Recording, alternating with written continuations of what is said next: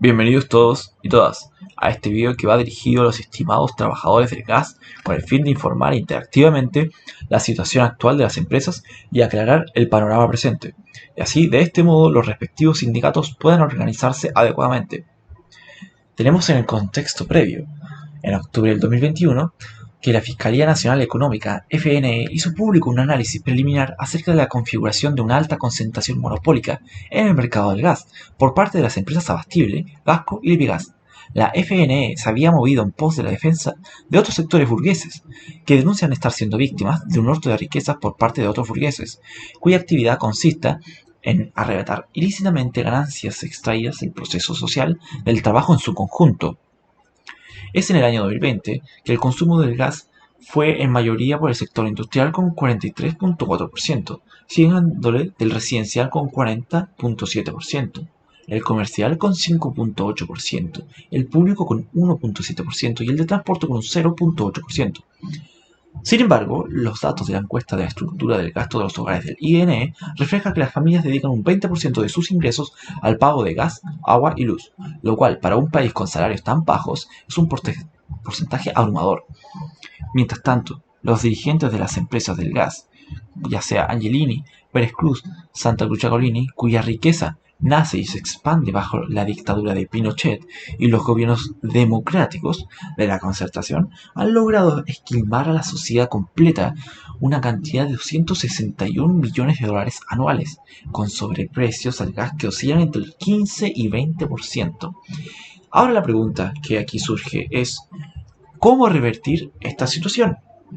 El problema debe ser atacado en el proceso mismo de la valorización del capital, es decir, el problema de los sobreprecios al gas debe ser resuelto por los trabajadores en el proceso interno de producción.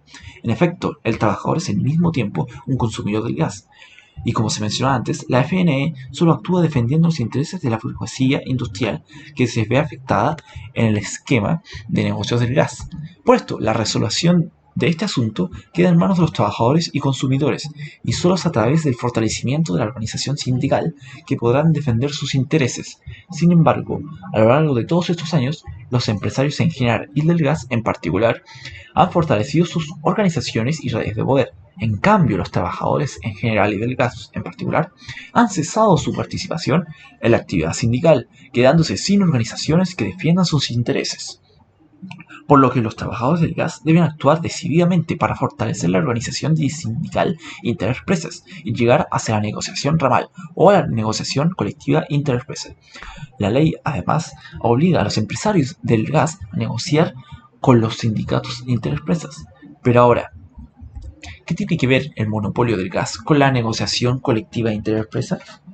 Bueno, así como las grandes empresas se han embolsado 160 millones de dólares anuales en sobreprecios, también ocupan en sus negocios los fondos provisionales de los trabajadores con otros tantos cientos de millones de dólares. Mientras que según la misma Dirección del Trabajo, los trabajadores más desorganizados del país son los del gas, con apenas 124 sindicatos. Entonces, la pregunta es, ¿cómo devuelven los empresarios los millones de dólares que han ganado mediante sobreprecios al gas y mediante nuestros propios fondos de FP?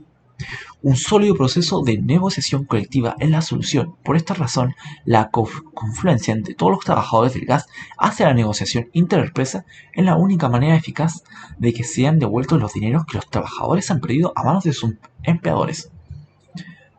Podríamos resumir en breves palabras que en la situación organizacional de la clase trabajadora en Chile existe una debilidad de sindicatos, desorganización y escasa o nula conciencia acerca de la necesidad de fortalecer la negociación ramal con sindicatos e interempresas. Y según nada más y nada menos que la Dirección del Trabajo, existen 8 millones y medio de trabajadores asalariados, de los cuales menos de 1,5 millones se han sindicalizado, con 12.355 organizaciones sindicales. De ellos, apenas 1.424 organizaciones pertenecen a la categoría de sindicato interempresa, situación escandalosa si se compara con los 2.055 sindicatos interempresas que se encuentran en receso el año 2020. Es en la rama del suministro de electricidad, agua, gas, vapor y aire acondicionado, donde los trabajadores muestran la mayor debilidad organizativa. En efecto, en toda la rama de electricidad, agua, vapor y aire acondicionado, solo existen 124 sindicatos, siendo la rama de actividad no económica con menor organización sindical de entre todas las demás actividades productivas del país. En ese sentido, cabe subrayar que en países como Argentina y Uruguay se observa una revitalización de las organizaciones sindicales, revitalización que se ha registrado en el nacimiento de movimientos sindicales capaces de superar su condición de fragmentación.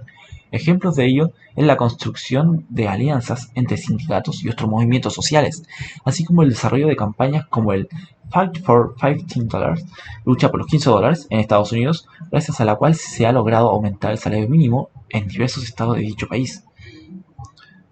Bueno, la debilidad organizacional de la clase trabajadora chilena queda expresada entonces en el alto nivel de dispersión sindical, una legislación laboral que se hace de la huelga un exigente proceso burocrático, sumado a la posibilidad de descuelgue temprano.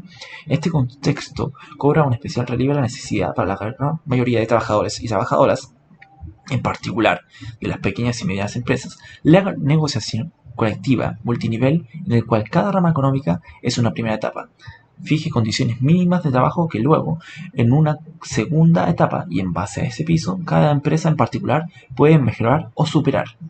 De este modo, se evita la fragmentación sindical al negociar un piso común de condiciones de trabajo a un sector completo de la economía y extiende la protección a aquellos trabajadores que no estén sindicalizados o con sindicatos débiles, particularmente las pequeñas y medianas empresas.